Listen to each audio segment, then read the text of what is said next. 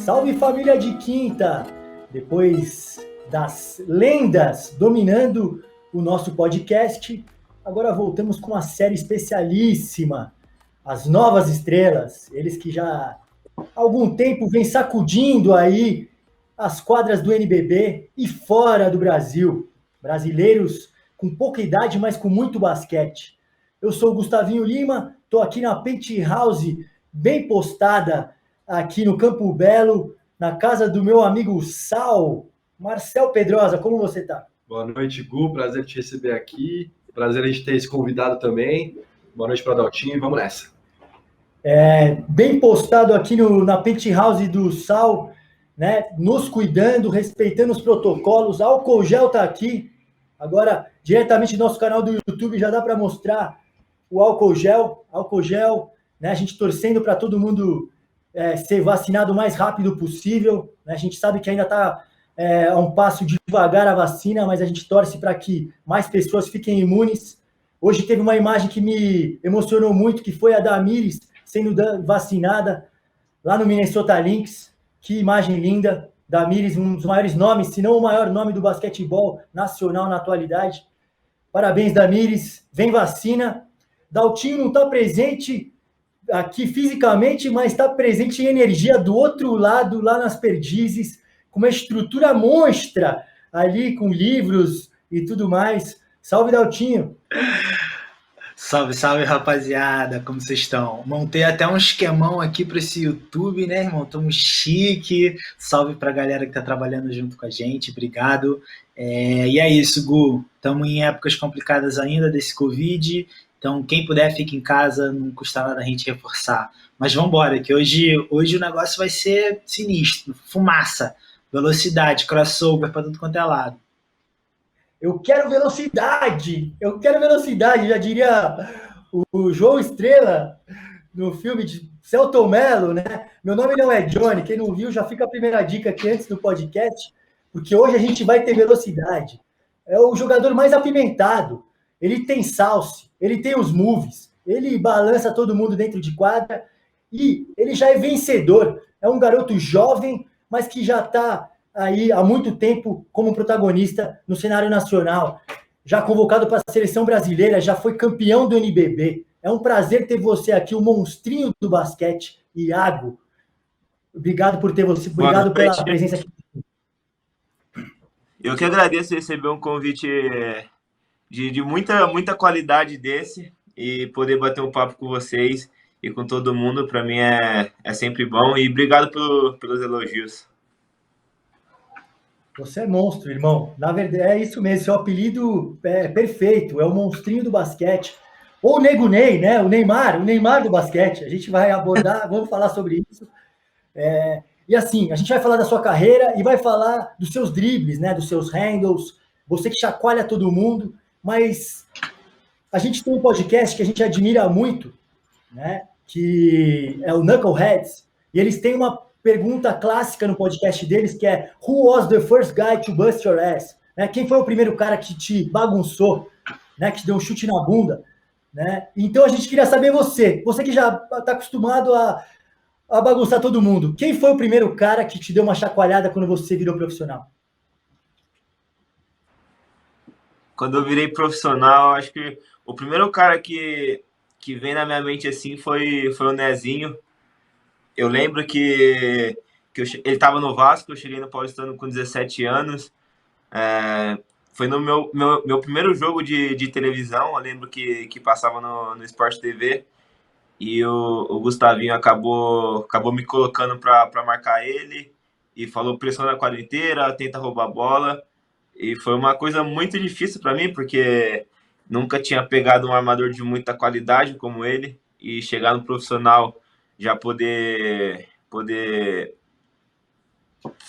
ser do jeito que foi, eu entrando para marcar ele e eu, teoricamente, e bem mais rápido que ele, tentava chegar nos espaços antes, mas sempre quando eu chegava, ele já estava em outro pensamento. Então, foi um dos caras que desde quando eu cheguei assim, mais me marcou. O Nes é craque, cara. Nes é embaçado, né?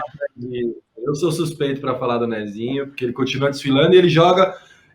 Não vou comparar o Nezinho com o Iago, não é isso, mas ele também tem um estilo de jogo diferente, irreverente, desde lá atrás, e sempre fez muito, muito sucesso no basquete nacional. E, pô, me surpreendeu essa resposta do Iago. Gostei demais de saber que o primeiro cara que ele teve dificuldade ali foi o Nezinho, que já devia estar ali nos 30 e altos, né? O Iago estreou no profissional em 2016, se eu não me engano. O Nezinho já estava ali nos 37, vamos por aí. E deu trabalho para o molecão de 17. Não, o Nézio é monstro. E resposta do Iago alinhada com o coach, viu? Alinhada com o Gustavinho de coach, porque quando ele veio aqui, ele falou que acha que o cara mais difícil de enfrentar no basquetebol brasileiro é o Nezinho. Ele falou que ao longo dos anos é o cara mais chato, né? Porque tem muito recurso, porque mata a bola de um pé, porque é provocador, né? Então quem joga com ele ama ter ele no time, quem joga contra tem raiva, né? E, cara, me chamou uma atenção uma coisa, só para eu, rapidinho. O meu primeiro jogo, assim, também de profissional, que eu me lembro, assim, que eu tenho memória, foi contra o Nezinho também, eu pelo Pinheiros, e ele no Coque. E eu tinha 17 anos, entrei para marcar ele, comecei a pressionar ele quadra inteira tal, aí ele já deu um flop lá, daqueles clássicos também que o Nézio gosta muito, acho que enganchou meu braço nele e tal. E aí eu caímos nós dois, e o ginásio inteiro na cava do Bosque começou: ei, Gustavo, vai tomar no cu. Esse foi o primeiro lance do basquete.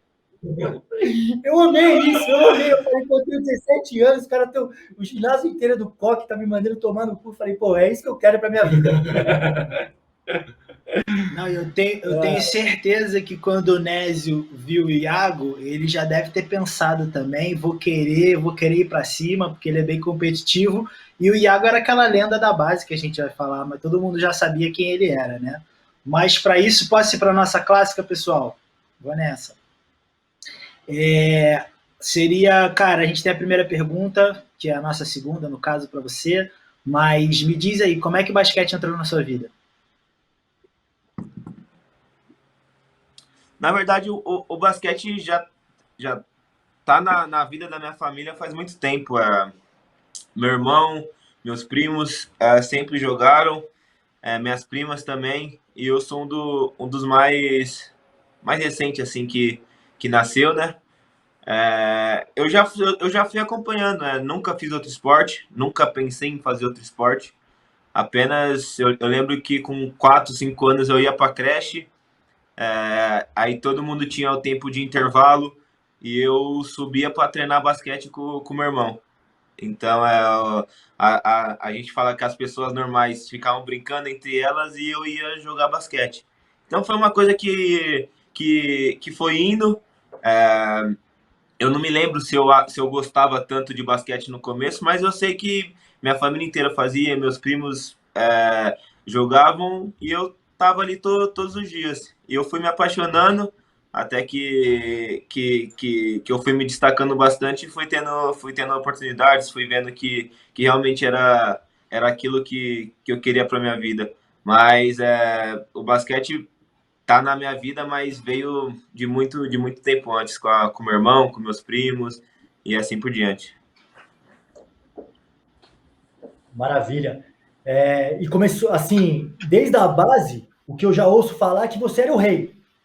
Eu cheguei a assistir ali no Juvenil alguns jogos seus absurdos pelo Paulistano, né, uns clássicos ali contra o Pinheiros e esse derby maravilhoso de ter na categoria de base, os 2 ginásios lotados, né, o Paulistano ali com a Fúria Cap, o Pinheiros no ginásio azul lotado.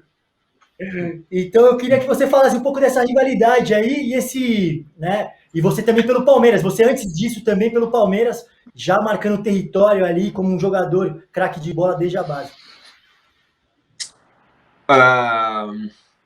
Desde quando eu cheguei no Palmeiras, eu tive uma passagem pelo Rio de Janeiro também, onde eu fui para um clube que era o Jequiá, que não era um clube muito conhecido, e de repente eu cheguei lá, comecei a ser cestinha no campeonato, levar o time para assinar esse campeonato e cresceu muito. Eu acabei indo para o Palmeiras, onde já era um clube que apoiava muito o basquete, já era um clube que era vencedor nas categorias de bases, e eu cheguei num time que já era bom e ficou ainda melhor. Então, eu lembro que desde os 13 aos 15 anos A gente ganhou todos os títulos e ficamos 59 jogos invictos, eu acho, alguma coisa assim. E ali foi criando uma rivalidade muito grande, porque a gente sempre chegava na final contra o Pinheiros, contra o Paulistano, e foi assim por muitos anos, até que eu recebi a proposta de ir para o Paulistano e pude disputar uma final do Sub-19, que no time do Pinheiros era o Ruivo, o Cauê, que hoje está no Corinthians, Aquiles, e tinha outros jogadores. No Paulistano era eu, de Kembe, o Beto, que está no Paulistano ainda, o Anderson, e foi no ginásio azul. Acho que da base inteira, aquele é o jogo que eu mais me recordo, porque parecia realmente jogo de adulto e de final mesmo de adulto, porque o ginásio estava lotado, todo mundo torcia. Não era aquela torcida de base que os pais estavam lá e não sabiam o que era basquete, só queria torcer pelo filho. Era realmente um jogo de basquete que as pessoas sabiam quem estava ali na quadra. E eu, o Ruivo, o Danilo Senna era do Pinheiros, a gente sempre teve uma rivalidade muito grande, porque um ano era um melhor jogador de São Paulo, outro ano era outro ano um era convocado para a seleção, o outro não era. E a gente poder se enfrentar naquele ano, e com uma final juvenil daquela, para mim, às vezes a gente se encontra e fala, foi uma dos melhores jogos que a gente participou entre a gente, assim, por conta da rivalidade, Paulistano e Pinheiros. E desde ali criou uma rivalidade muito grande também, que você vê hoje na LDB, vê hoje até em Sub-12. Você tá no Paulistano, as pessoas, o único time que fala que não quer perder é contra o Pinheiros, e você tá no Pinheiros, o único time que eles não querem perder é Paulistano. Então é uma coisa que cresce mais o esporte, né? Eu sempre gostei muito dessa rivalidade, e poder vivenciar esse clássico dos Jardins, para mim, foi uma coisa muito, muito, muito gratificante. Eu tava lá nesse jogo, pô, realmente tudo que você falou é verdade, cara. O ginásio tava fervendo. Eu já vi o ginásio azul ferver em outras oportunidades também, mas aquele jogo foi bem emblemático. E como você falou aí, 5, 6, 7 caras estão jogando em alto nível hoje. Então foi uma final bem. Era os galácticos da base já. Mas vou voltar um pouquinho, rapidinho no tempo, Iago. Quero contar uma passagem que eu tive com você. Primeira vez que eu tive jogar. Eu já tinha escutado falar nessa lenda, Iago Matheus do Palmeiras, o cara que é o melhor do time, que nunca perdeu, que está 2 anos sem perder. E aí você foi jogar uma LDB, você era muito novo ainda. Isso foi em 2015, lá em Uberlândia. Era um time do Palmeiras, tinha o Murilinho, eu não lembro muito bem o seu time. O Filé era o técnico. E eu lembro de ter conversado com alguns técnicos de base nos bastidores e falar que eu estava muito ansioso para te ver jogar, porque eu nunca tinha te visto jogar. E, se eu não me engano, poucos meses antes você tinha ido para uma seleção brasileira, uma Copa América, e a seleção não foi muito bem, talvez você não tenha ido muito bem também. Acho que foi uma primeira competição ali de altíssimo nível que você teve, e os técnicos estavam super desconfiados de você. Eu não vou citar nomes aqui, não quero te colocar contra ninguém, nem expor ninguém, mas muitos técnicos daquela LDB falavam que, não, é muito baixo, porque em alto nível, porque é isso. E aí eu falei, cara, eu vou esperar para ver, eu não vou ficar falando de algo que eu não conheço. E aí veio o primeiro jogo, vocês pegaram o time da casa, que era o Praia Clube, um time muito bom, e que não era só bom, era um time mais velho, assim. Os moleques tudo tinham 20, 21, era um time dos mais velhos que tinha no campeonato, né? A LDB Sub-22. E eu nunca esqueço, Iagão, você matou 6 bolas de 3, fez 24 pontos e o Palmeiras ganhou. Eu queria saber se você lembra desse jogo, porque para mim marcou demais. Nesse dia eu não tive nenhuma dúvida que você ia ser jogador profissional. Lembro. Eu era muito jovem ainda. Apesar de ter ganhado muitos títulos na base, eu nunca passei por uma situação como daquela. Eu lembro que eu tinha acabado de voltar da minha seleção sub-15, sub-16, não sei, Copa América. A gente ficou em 5º lugar. Tinha acabado de ser campeão sul-americano e eu não tinha ido muito bem. E eu cheguei no Palmeiras, eles falaram, a gente vai te colocar para jogar a LDB. Até aí tudo bem, falei, tá, nunca fui de falar não para as coisas, então fui, né? Aí eu lembro que o Murilo machucou ainda, tinha torcido o pé, E eu, molecão ainda, falei, tá bom, vai me colocar para jogar. E eu sempre treinei com o Filé. Eu tinha 13 anos, ele era técnico do Sub-16. Eu não treinava a minha categoria para poder treinar com ele. Então é um cara que me ensinou muita coisa que eu sei hoje, muita coisa que eu tenho que lidar hoje. É um cara que me ensinou muito. E ele me colocou no jogo, as coisas aconteceram, eu joguei. Eu lembro que quando acabou o jogo, os cara perguntavam, Iago, você sabe o que você fez? Eu falei, não, joguei o jogo normal. Errei algumas coisas, era pra mim, eu até brinco, era pra mim ter feito 40 pontos, que nem eu faço na base, mas eu errei algumas coisas. Tipo, normal. E, e depois de algum tempo, assim, alguns meses, eu lembro que foram semanas de muitos jogos, e depois de alguns meses, eu enfrentando jogadores que hoje são protagonistas, eu falo, caramba, eu com 16 anos, tava disputando contra esses caras na LDB, e hoje eu ainda tenho 22, ainda tô jogando contra eles, e eu tenho muita coisa para melhorar ainda. Então, é uma coisa que eu agradeço muito o Palmeiras por ter me dado essa chance de confiar num garoto tão jovem quanto eu. Mas ali eu vi realmente que eu queria ser jogador de verdade. Eu sempre entrei na quadra, as pessoas sempre.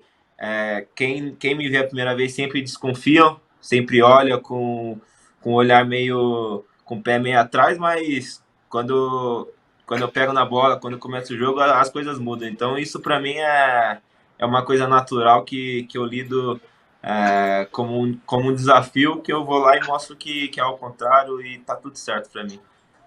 No sentido bom da coisa, o Iago leva todo o jogo como se ele estivesse jogando no quintal da avó dele. E eu já vi isso acontecer outras vezes. No primeiro NBB dele, Iago, no seu primeiro NBB, eu lembro daquele jogo 5 do Pedrocão, que você entra em quadra, estava 17-2 para o Franca. O Pedrocão parecia um pandemônio, com todo respeito. Clima hostil. Eu estava lá trabalhando pela liga, estava sendo xingado muito, assim. Eu estava com medo, estava atuado. Aí do nada entra o nosso amigo aqui e começa a dar passe, parar e chutar, e o Paulistano ganhou aquele jogo. Outro episódio marcante que eu tenho, e acho que você lembra bem desse dia, Iago. Sim, eu lembro que o Gustavinho sempre foi um cara que me passou muita confiança. Às vezes não de chegar e falar, Iago, hoje preciso que você arremesse mais, hoje preciso que você faça mais aquilo. Mas pela conexão que a gente sempre teve de um confiar no outro de verdade mesmo. A gente conversa bastante, mas a nossa confiança não é de se falar, é sim de quando o jogo fica difícil, ele sabe que eu vou pegar a bola e vou decidir, errando ou não, ele vai estar ali para falar, continua. Então é um cara que chegou em mim no aquecimento e virou para mim. Eu lembro até hoje, ele virou e falou: não importa como o jogo esteja, você vai entrar e vai jogar como se estivesse jogando na base do Juvenil do Paulistano. E eu, molecão, não sabia a dimensão do jogo, falei: tá bom. Me colocou, eu cheguei, parei e chutei 2 bolas seguidas no contra-ataque. E particularmente essas bolas, hoje em dia eles falam que não é uma bola muito recomendada, mas até hoje ele fala para mim, se você tem essa bola, se você pode chegar todas as bolas cortando todo mundo e pisar o pé no garrafão e soltar a bola para fora, se só você pode fazer isso, então não tem certo ou errado, então vai lá e faz. Então foi o que eu fiz, acabou que dando certo e dali em diante as coisas aconteceram da melhor forma.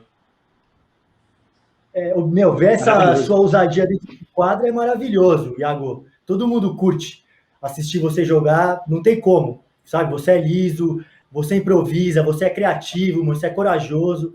E é legal aqui no De Quinta, porque a gente já ouviu o Gustavinho. E o Gustavinho falou tudo isso, o quanto ele confia em você, né? O quanto também o Diego Genilatti falou de você para contratar para o Paulistano na época, né? Então, muito legal isso. E quando a gente estava montando a pauta, eu contei para o Tonhão, né? Para o Tonhão Romero, supervisor do Corinthians, que a gente ia te entrevistar. E ele te ama, né? Ele é completamente apaixonado por você. Ele me manda todo dia algum highlight seu, tal, as suas postagens no Instagram, né? Ele te ama. E aí, na época que ele trabalhava no Paulistano e tal, na Old Coach, ele me contou duas coisas. O primeiro episódio foi no seu primeiro jogo no Paulistano, que ele falou que o seu primeiro lance no adulto de todos foi um passe de costas. Confere essa cena? Sim, foi cara, o Tonhão é um cara que eu cheguei no Paulistano, eu não sabia a dimensão que era de um garoto de 17 anos chegar no adulto como eu cheguei e ter jogado. Eu acho que poucas... É difícil você ver um jogador que realmente... eu não sei, porque...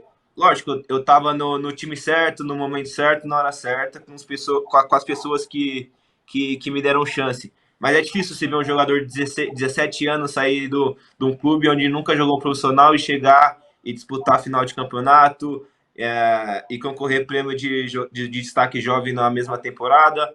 Então o Tonhão foi um cara que me ajudou muito. É um cara que eu converso até hoje, é um cara que me ajudou muito a saber a dimensão da minha imagem, das coisas que eu tenho que fazer, do que eu tenho que aproveitar. Então, esse passe que ele te disse foi verdade, foi uma bola que foi contra o Caxias. Eu tava no mismatch com o pivô, eu cortei o pivô, veio ajuda, eu dei um passe por trás das costas assim pro Renatão, ele matou a bola de 3. E foi meu primeiro jogo e esse passe foi top 5, eu acho, de assistência do NBB. Pode me agradecer aí que eu coloquei essa bola na época pra você. É isso que eu ia falar. É isso que eu ia falar. Pode agradecer o cara, porque quem escolhia tá na nossa mesa aqui. Genial. E é até complicado de chamar de jovem estrelas, porque a gente escuta o seu nome há muito tempo, cara. Desde a base, eu lembro de escutar seu nome no Rio de Janeiro ainda. Tem um moleque do Palmeiras que destrói, blá. Mas me diz uma coisa, quem são as suas inspirações dentro desse processo aí? Tudo bem, você tem 22 anos, ainda tem muita gente para conhecer, mas assim, até do seu jogo e quem te ajudou, você falou um pouco, mas do seu jogo especificamente, Brasil e NBA ou qualquer pessoa fora, quem são as suas grandes inspirações? A minha grande inspiração de verdade mesmo assim é o Neymar. Não pelo que ele é fora da quadra, até porque não existe certo ou errado, mas pelo que ele é quando as pessoas apontam o dedo para ele e ele vai lá e prova o contrário, pela felicidade que ele tem de jogar. Então, um dos caras que eu tenho como ídolo é ele, um cara que eu aprendi a amar de verdade vendo jogar. O Campasso também é um cara que eu tenho uma amizade, falo com ele direto. Stephen Curry, Marcelinho Huertas, é um cara que dispensa comentário, que eu pude ter o prazer de dividir grandes momentos com ele e aprender muita coisa. Então, são jogadores que eu olho bem de perto e aproveito tudo que fazem. Hoje em dia tá muito mais fácil pela internet, então sempre que tem alguma coisa eu tô de olho. Você ganhou uns corações, né? Falando Campazzo, hein? Ganhou uns corações, hein, Gustavo, falando Campazzo aí, botando no meio. E é o mini Campazinho, né, do Brasil. É isso, é o nosso Campazzo. É monstro. Não, e aliás, você tem uma história muito legal com o Campazzo, né? Que ele te deu a camiseta do Real Madrid, né, número 7, e fez elogios ao seu jogo e tal, falou que você estava bem na seleção brasileira e tal. Como é que foi essa história? Eu lembro que ele jogou com o Benite e uma vez a gente estava na seleção e eu sempre perguntava pro Benite como que era ele, né? E o Benite sempre falava bem dele e foi aí que eu comecei a acompanhar mais de perto. Isso faz uns 3 anos já, que eu conversava com o Benite sobre isso. E eu fui lá e segui ele no Instagram. Aí ele foi lá e me seguiu de volta. Aí eu, caramba, o Campasso me seguiu. Aí eu fui lá e mandei uma mensagem para ele, ele respondeu. E de lá em diante, a gente sempre que acontece alguma coisa, ele fala comigo, eu falo com ele, que nem saiu a convocação da seleção para o Mundial. Eu postei lá, ele mandou uma mensagem falando que tava louco para jogar contra mim, porque a gente ia disputar um campeonato na França. Quando eu fui pro Flamengo, ele mandou boa sorte, pediu uma camisa, eu mandei para ele mandou uma para mim. E é um cara que eu até fiz uma pergunta, algumas perguntas para ele, como que foi para ele se tornar o campasso que ele é, né? Porque ele nunca foi, porque falam que desde a base, quando ele jogava na base, ele não era o melhor do time, ele não era o armador que ele é hoje. Ele é um cara que foi evoluindo até chegar onde ele chegou. Então, como é a rotina dele, como é o treinamento, o que ele faz, o que ele come, o que ele deixa de comer. Então, é um cara que eu sempre tenho, o que eu tenho de curiosidade, eu vou lá e pergunto para ele. E é um cara que está sempre atencioso. Até me chamou para treinar com ele em pré-temporada. Ele falou que vai muito pro Rio de Janeiro, essas coisas assim. Então é um cara que eu agradeço a Deus por ter conhecido e por ter ele como amigo. Uau! Ó, quando essa pandemia passar, a gente vai filmar esses treinos e entrevistar vocês dois depois em loco. Lá no Rio. Fechado. E você tá bem demais. Vamos gravar um X1. Vamos gravar esse X1 vai ser louco, hein, Daltinho? Quem será que leva, Daltinho? Porra. Vixe, não sei, hein, cara. No X1 eu voto no Iago, irmão. Até porque o cara argentino vai chegar aqui, eu não vou. Já escolhi um, entendeu? Na hora que ele chegar a falar espanhol, o Iago falando português, eu já escolhi na hora, entendeu? Mas maravilhosas as referências. Marcelinho Huertas também estava aqui na série Lendas, para quem não ouviu, o episódio tá incrível. E é uma referência pra gente aqui também, um cara, um cérebro dentro de quadra, um gentleman fora, gente boa demais, né? Você falou do Curry também, o cara que mudou o jogo. Sal escreveu um texto muito bonito também falando sobre isso na newsletter. E você falou do Neymar, né? Que você é conhecido como Ney, né? Dentro do basquete. E eu queria que você falasse quando aquele episódio, aquela vez que o Neymar no Globo Esporte mandou um tchau para você lá no treino da seleção, falou Iago, tamo junto, moleque, não sei o quê.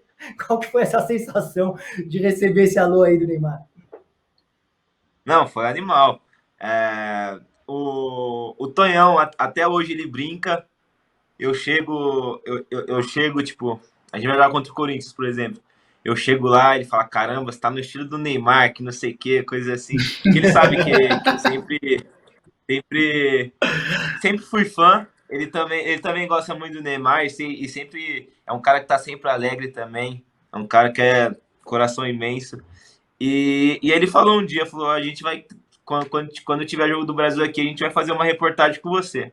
Falei, não, Tonhão, você não tem tudo isso, você não tem essa bola. E ele foi lá e fez o cara mandar um abraço pra mim. E, mano, foi animal, porque além de ter sido no Globo Esporte, foi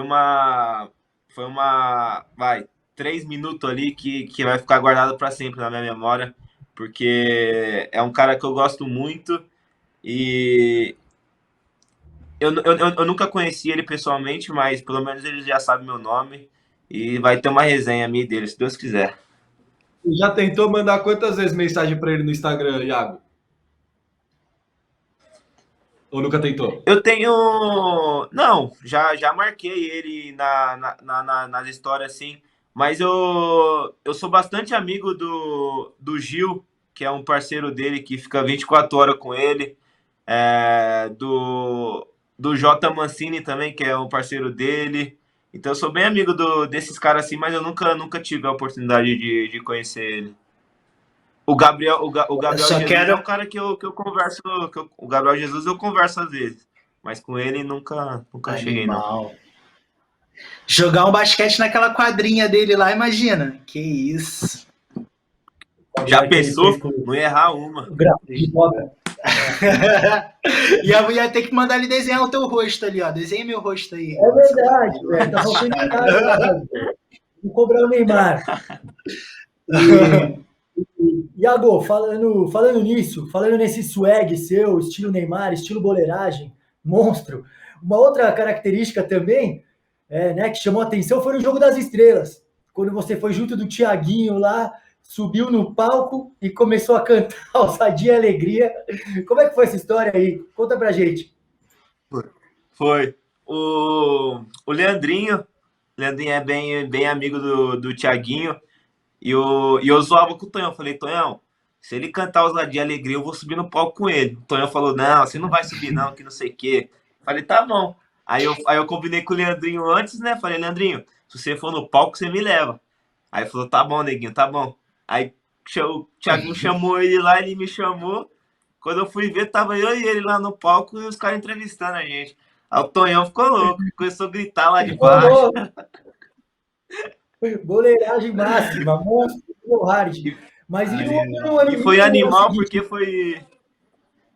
E foi animal porque foi no meu primeiro Jogo das Estrelas. Então, eu tava empolgado pra caramba. Fui lá no Ibirapuera, cheio de gente. Aí o Tonhão falou assim, não vai fazer isso. Eu falei, eu vou, você vai ver. Aí os caras chamaram o Leandrinho lá, eu fui atrás. Ele me chamou. Aí no segundo você já virou boy band, praticamente. Já era Iago 67 ali. Lembra que a gente foi lá no estúdio, teve aquele clipe. Mas você já conhecia os caras ali também, já tava em outro patamar. Mas também teve essa interação, né? Virou garoto de clipe o Iago. Aí ensaiou com a Atitude 67, né?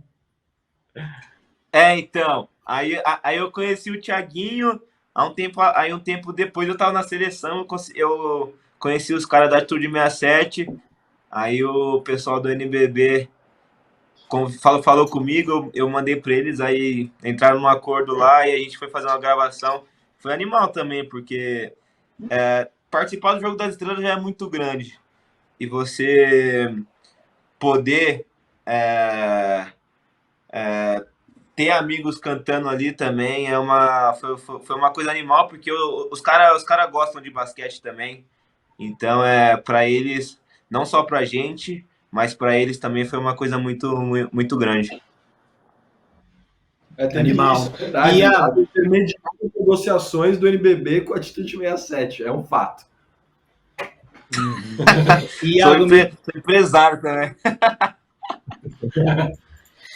Iago, me diz uma coisa. E nos seus rituais antes de jogo e etc., o que você bota no ouvido para escutar, cara? Quais são os seus go-to music, suas músicas que você escuta?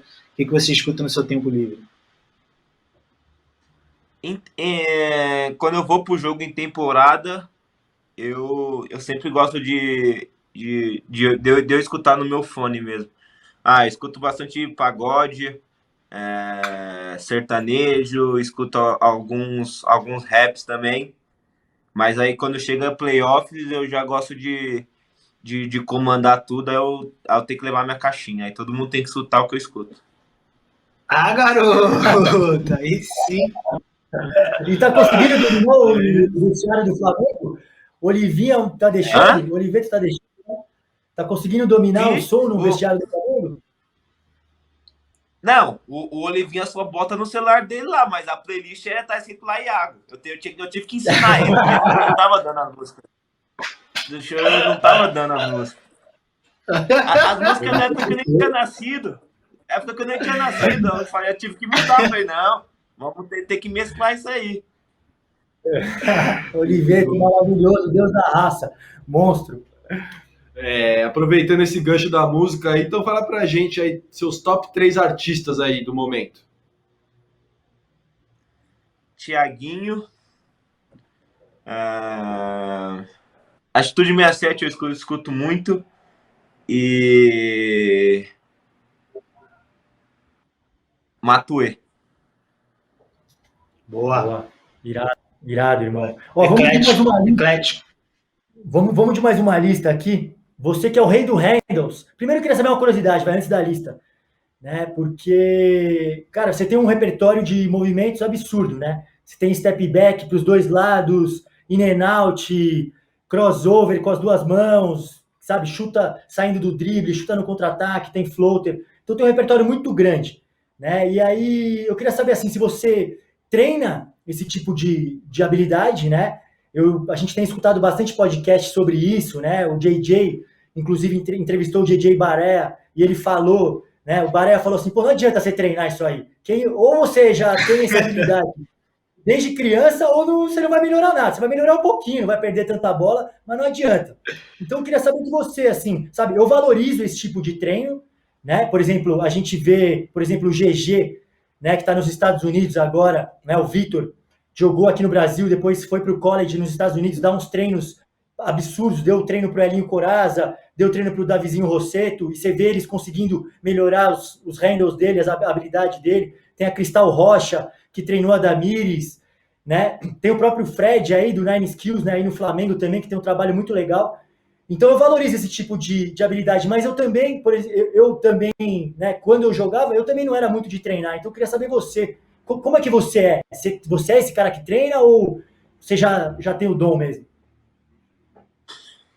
Eu não vou falar que eu sempre fui o que mais treinei, que eu sempre era o último a sair da quadra, porque não era. Eu realmente, só de olhar, eu consigo pegar as coisas.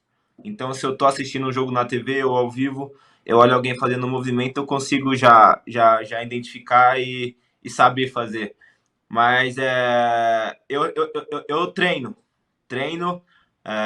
Tem dias que eu acabo treinando um pouco mais, tem dias que eu acabo treinando um pouco menos, mas o que mais dá certo é quando eu faço as coisas sem pensar. Tipo, né? Eu não sou aquele jogador que fico pensando em todas as jogadas possíveis. Se acontecer isso, eu tenho que fazer aquilo. Se acontecer aquilo, eu tenho que fazer aquilo. Não. Eu simplesmente estou lá. Se o cara tá me defendendo, eu coloco um pé na frente, eu ataco esse pé. Se ele for para trás, eu volto. Se ele for para trás, eu volto. Se ele não for para trás, eu continuo. Eu não sei. Só vou lá e faço. E eu sei. Eu treino para ter aquilo comigo, mas na situação do jogo eu falo, vou fazer um step back para a esquerda. Não. Eu vou estar ali. Se o cara, qualquer brecha que o cara me der, eu vou fazer uma coisa. Se ele recuperar, eu faço outra. Então é mais fácil. É isso. É Iaguinho, ousadia e alegria. Já derrubou até os caras do NBB. Derrubou o Guilhermão, que é ex-parceiro de time. É mancada, hein, meu? Então, eu não fiz muita coisa.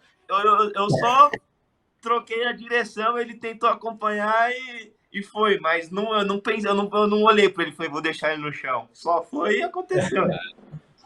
Mas um cara que ele não deixou no chão, mas deu uma chacoalhada que poucos caras fazem isso, é o Alex Brabo. E foi na primeira final lá, no jogo lá no CAP, Paulistano em Bauru, que ele deu uma chacoalhada, o Alex perdeu a base, o Iago consegue chutar a match de 3 na cara do Brabo, também outro lance que eu tenho. Eu deixei o Rudy Gobert também no chão, mas eu não matei a bola. Uia! Manda vídeo. Na França. Que demais. Mas aí falando dos seus handles, né, e falando dessa nova safra de armadores aí dos Estados Unidos, na verdade não, eu vou primeiro numa outra safra, vou deixar essa dos novos para o Daltinho perguntar depois. Eu vou perguntar uma dos mais craques de todos, habilidosos, né, então quero saber, 3 armadores, titular, banco e corta. Curry, Damian Lillard e Kyrie Irving. Começa, corta. Não, começa banco e corta. Curry começa, banco Lillard, eu corto o Curry. Olha, ousado. Calma aí que eu não entendi. Repete, qualquer uma escolha ia ser injusta. Então eu começo com o Curry, o Lillard no banco e o Curry eu corto. Boa. Uau. Animal. Manda Dani. Vamos no Generation, hein? Calma aí. No Generation, nova geração, Ja Morant, LaMelo Ball ou Trae Young? Mesma coisa. Mesma lista. Começa, corta e banco. Trae Young joga, começa. LaMelo pela ousadia no banco e corto O Jamarone. É isso, se Meu você não mete coração! bola, o Iago você não vai jogar já. Treina o chute aí, meu querido.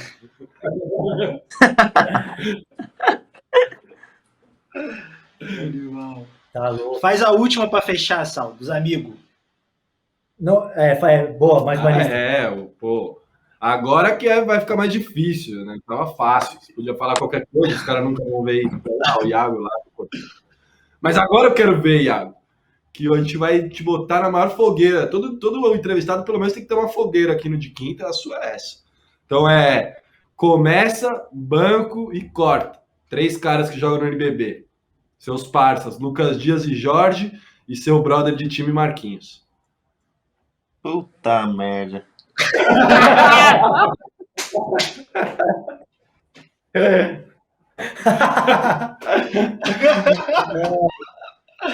Ainda bem que a gente tem vídeo para ver a agora reação. gol da Alemanha. Marquinhos começa. Puta merda.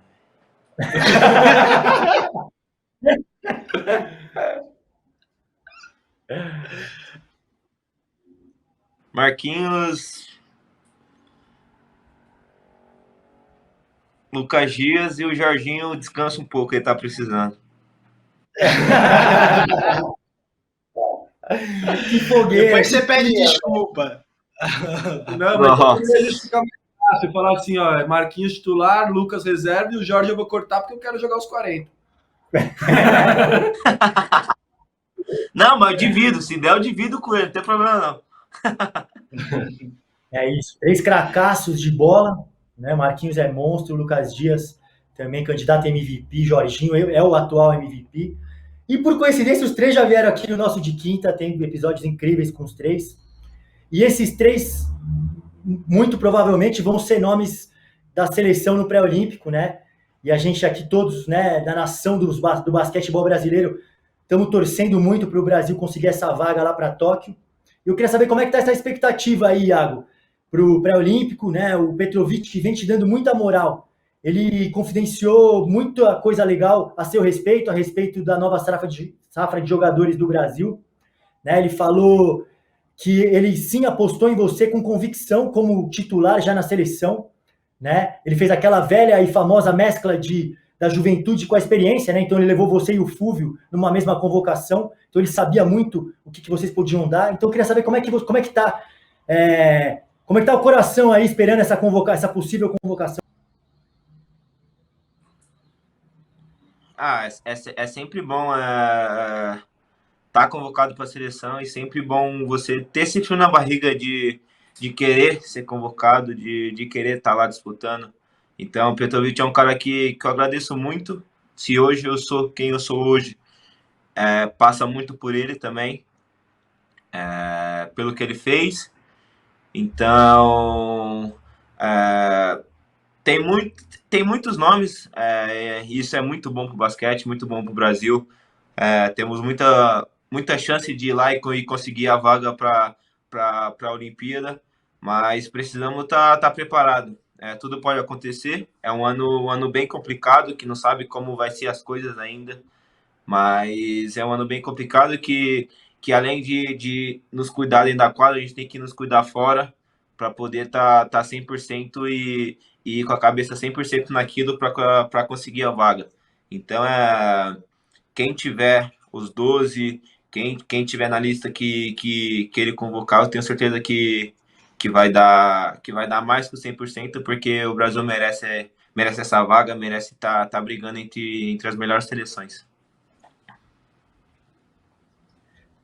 Demais, a gente está torcendo também para a gente conseguir a vaga e para você estar entre os 12 também. A gente gosta muito do seu jogo, né? Eu acho que o Brasil está, sim, muito bem servido de armadores, mas tem um jovem ali também pegando experiência para os próximos anos, seria incrível, e também botando pimenta, botando fogo, né, no jogo, seria incrível. E foi muito legal também a entrevista com o Petrovic, né, porque ele é um cara, a gente ficou espantado como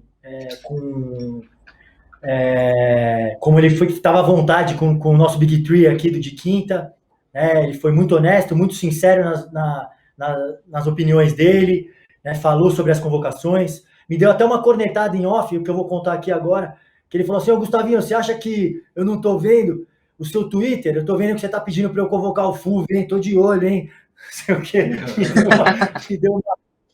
Já me deu logo uma cornetada. Mas a gente torce muito para essa seleção conseguir essa vaga lá. E, Iago, vamos falar um pouco do seu futuro, né? Obviamente, você está vivendo um sonho aí no Flamengo, eu imagino, né? O Flamengo já há algum tempo, talvez seja o maior time do Brasil, né? Vem abocanhando títulos aí, né? Com um trabalho, uma equipe muito bem montada, né? Com o Gustavinho de Conte, que já confia em você, com o Diego Gerilati, que é um mestre aí nessa arquitetura da montagem da equipe aí. E tem um elenco muito sólido, né, de vários jogadores. Então, eu queria saber como é que está essa reta final de NBB, o que você espera para essa reta final, como é que vocês estão vendo? E a Liga das Américas, né, que a gente tem a sorte de ter o Marcelzinho Pedrosa como comentarista do DAZN, lá também. Então, de quinta atacando e mais uma production aí, indiretamente. Mas como é que está o Flamengo e como é que está o futuro? O que você pensa para o seu futuro aí? Europa, NBA, como é que são os seus sonhos futuros? Cara, eu participei de um time muito vencedor, que foi o Paulistano. Em todos os anos que eu estava lá, foram anos ótimos, mas igual esse grupo, igual é aqui no Flamengo, é diferente. A gente está não sei quantos jogos sem perder e estamos a reta final de disputar as finais da Champions League. E às vezes, quando a gente é poupado nos treinos ou até mesmo nos jogos, quem é poupado fica puto porque quer estar lá e quer jogar. Porque sabe a força do elenco. Então, se o Balbi tá na quadra e sai e eu entro e entro bem, ele sabe que ele vai esperar mais um pouco para poder entrar, mas é mais que o normal, como às vezes acontecia com a gente antes. Se o Olivinha sai e o Léo entra e o Léo vai estar muito bem, ele sabe que ele vai demorar um pouco para entrar. Então é um time que gosta de vencer, que briga muito por espaço um pelo outro, que às vezes até no próprio treino sai algumas confusões, porque é um time que gosta muito que é muito competitivo, mas é um time que apoia muito o outro. É um time que cada um, não vou falar que se amam, mas que tem um respeito enorme por quem está do lado. E é por isso que as coisas estão dando certo para a gente. A gente passou por um momento difícil no começo do campeonato, que a gente perdeu para o São Paulo e para o Corinthians, mas colocamos a cabeça no lugar e sabíamos que a gente estava disposto a passar por isso, porque qualquer time pode perder, qualquer time pode ganhar, ainda mais num campeonato tão disputado como o NBB. Então a gente teve cabeça no lugar, treinou cada vez mais, nos respeitou. É um time que se respeita desde do cara que manda ao último jogador. Então as coisas estão dando certo. E a expectativa é que o Flamengo possa estar em todas as finais possíveis, possa conquistar todos os títulos possíveis. Infelizmente, temos que lidar com a falta do Balbi, com a falta de algum outro jogador, mas isso não importa. O elenco foi montado para brigar por títulos, então que nem o Gustavo fala, se alguém tiver que jogar 40 minutos e ser 100% 40 minutos, vai ter que jogar, porque tá no Flamengo ser isso, vencer a todo custo, não importa se a bola não tá caindo, vai ter que arrumar alguma forma de ganhar o jogo e poder vencer com o Flamengo. Bom demais, o Flamengo tá difícil, mas me fala um pouco do futuro, então. O que você planeja para o seu futuro? Europa, NBA, qual que são os seus sonhos futuros? Eu tenho muitos sonhos, sempre tive, e é por conta disso que eu acordo todos os dias para fazer o que eu amo, que é jogar basquete. Tenho o sonho de jogar na NBA, Tenho um sonho de jogar a Olimpíada pelo Brasil, de ir para a Europa. Eu tenho o sonho de ser muito grande, não só no Brasil, mas no mundo. Hoje em dia, você vê, as pessoas falavam que antigamente jogador baixo não conseguia jogar, hoje em dia as coisas já estão mudando. O basquete mundial hoje em dia joga com dois amadores, e então isso acaba facilitando muito para jogadores baixos. Então eu tenho o sonho de ir para a Europa, tenho o sonho de jogar na NBA e de ser o maior possível, mas o maior sonho que eu tenho recentemente é estar onde eu estou hoje, que é no Flamengo, disputando as finais da Champions League, sendo o primeiro time do NBB, então aí fazendo uma campanha incrível. Então isso para mim já está sendo um sonho realizado e eu vou buscar ainda mais. Boa, Iago. Para quem não sabe, a gente está gravando esse programa hoje, terça-feira, 6 de abril. O Flamengo jogou ontem contra Caxias, encerra a sua participação na primeira fase do NBB amanhã contra o Cerrado e já viaja na quinta-feira de manhã para Nicarágua, para essa fase final da Champions League. Então, o tempo do Iago está muito requisitado, mas a gente quer agradecer já. A gente tem que chegar ao fim. Foi muito legal esse bate-papo e agradecer de coração, não só você ter topado, você ter disponibilizado seu tempo aí no meio dessa agenda tão corrida que vocês estão vivendo nessas semanas, mas também por ter jogado limpo aqui com a gente, ter se divertido e a gente ter colocado aí um episódio legal para o pessoal ouvir, conhecer um pouquinho mais de você, né? O pessoal às vezes tem essa impressão, né? O Iago é mala, o Iago é isso. Peraí, mas você já conversou com o Iago? Você já foi até ele e deu uma risada com ele e viu que ele é um moleque tranquilo? Então acho que a gente conseguiu passar um pouco dessa sua imagem também. Então, dizer que foi um prazer. Para o pessoal que está esperando a dica, a gente vai pegar a dica com o Iago depois e vai postar no nosso Instagram a dica dele, a dica de quinta dele, para a gente poder dar a moral aí. Ele vai indicar um filme, um livro, ele vai me falar depois. Mas, Iago, é isso. Temos que encerrar aqui, seu tempo tá curto. Brigadão por ter topado. Tá vendo aí a imagem que você está no quarto do hotel aí. E foi um prazer ter você aqui no de quinta. Eu que agradeço pelo convite, pela conversa também, para distrair um pouco, né? Nossas vidas não é tão fáceis assim como as pessoas pensam aqui no hotel. Então, poder te tirar um tempo para dar uma risada, poder contar algumas histórias é sempre bom. E conte sempre comigo. Tamo junto. Parabéns, bom, irmão. Obrigado pela irmão. referência. Um dos armadores que mais legal de assistir jogar é você. Não tem como. Você traz coisas diferentes para o jogo, todo mundo curte. Né? Fala, cara, aquele baixinho é demais. Né? Então, é isso, cara. Obrigado por ter você aqui solto, como dentro de quadra, foi aqui no podcast. Você é monstro. Valeu, irmão. Obrigado, Iago. Obrigado, eu prometo que eu vou torcer para você, para o seu clube. Eu não posso, né, afirmar porque eu sou botafoguense, mas para você eu prometo que eu torço, irmão. Sucesso aí no seu futuro. Abraço, obrigado. Já tá de bom tamanho, é nóis. Valeu.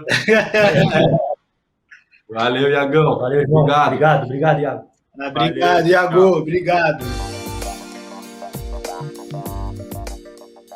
Minha dica de quinta hoje é um podcast, para variar. Vou dar uma dica de um podcast que está bombando. Escutei na Rádio CBN a dica, chamado Noites Gregas. Nunca imaginei que eu ia gostar de mitologia, nunca foi um interesse meu. Estou encantado com o mundo da mitologia grega, feita por um professor. É um podcast bem professoral, bem uma aula mesmo, mas é muito bem produzida, muito dinâmica, e ele conta as histórias dos deuses e como é que essas histórias que têm 3.000 anos antes de Cristo foram passadas por gerações e gerações, e é um mundo fascinante, né? Assim, as pessoas iam para a praça para ouvir histórias, não tinha cinema, não tinha nada, a diversão deles era escutar essas histórias, essas peças, e elas foram escritas por milhares de anos diferentes, e elas se comunicam, e esses deuses refletem como a sociedade viviam. Então, assim, além de ser uma coisa muito legal de história, fala muito de comportamento, muito de ser humano, tem muito a ver com psicologia, né? Freud utilizou a mitologia pra caramba. Então, fascinante. Escutem lá Noites Gregas, Spotify e todo o resto das plataformas aí. Daltinho, incrível esse podcast. Quero para hoje, quero para agora.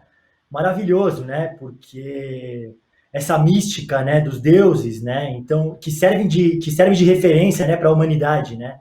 A gente diz, né, que a arte imita a vida, mas a vida também imita a arte, né?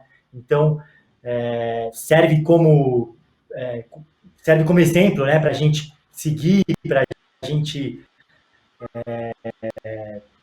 ter uma forma de vida de grande valia. E essa dica boa da Altinho mandou bem demais. Eu vou na minha dica agora. Eu vou na minha dica num livro que eu estou completamente apaixonado. Eu estou um pouco além da metade do livro, que é o Negro no Futebol Brasileiro, do Mário Filho. Né? Mário Filho, que o estádio do Maracanã leva o nome do grande jornalista e filósofo Mário Filho, né? Também irmão do Nelson Rodrigues, né? Dramaturgo, escritor, cronista, também maravilhoso. E esse livro conta a história do futebol brasileiro, né? E conta a história da inserção dos negros no futebol, né? Desde quando os clubes de futebol eram muito racistas, né? Em 1910, 1920, não que eles tenham deixado de ser hoje em dia, né? Infelizmente, o que ainda é uma pauta urgente, né? Mas desde 1910, né? Quando não era permitido negros dentro do esporte, né? E conta toda essa ascensão, né, do negro dentro do esporte, né, e dentro de uma sociedade, e ele conta como em forma de romance, né, em forma de pequenas crônicas, muito líricas, né, e sensacionais, né, das histórias de bairro, das histórias de arquibancada, das histórias de vestiário, né, dos causos, das resenhas. Então é maravilhoso esse livro, eu estou completamente apaixonado, é tudo que eu adoro na literatura, esse filho, o negro no negro. A gente denúncia, né, ao racismo aí, né, e a gente tem que sempre lembrar que a gente tem que ser antirracista. Monstro, Gu, genial. Vou fechar aqui nossa trinca de dicas com a dica mais corporativista que esse podcast já viu. Eu vou indicar a melhor e mais nova newsletter do esporte nacional, do basquetebol brasileiro, chamada Folha de Quinta. Nós estamos aumentando a nossa linha de produção, produzindo conteúdos em outras esferas. E uma primeira iniciativa que a gente fez é criar essa newsletter chamada Folha de Quinta, em que nós três, juntos com o Henrique Pilar, a gente já anunciou a participação dele, né, na nossa newsletter. A gente vai escrever crônicas mensais ali, temas livres, mas claro, ligado ao nosso amado esporte basquetão.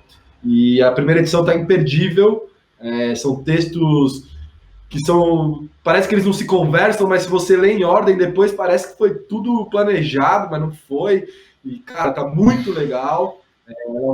Por enquanto, esse conteúdo é exclusivo para os nossos assinantes, então reforço aqui para você apoiar a gente lá no Catarse. A gente tem 4 planos diferentes, tenho certeza que um deles encaixa no seu bolso, e a gente quer saber os feedbacks da newsletter. Então, quanto mais gente lendo, mais legal vai ser esse ciclo todo da gente produzir um conteúdo relevante e que as pessoas realmente gostam, como é o nosso De Quinta Podcast aqui, já na segunda temporada. Na segunda série da segunda temporada. A gente tá demais, estamos tipo Marvel, já lançando filme atrás de filme. Então vamos nessa, galera. É isso, minha dica de hoje é um jabazão monstro, mas a Folha de Quinta tá muito legal.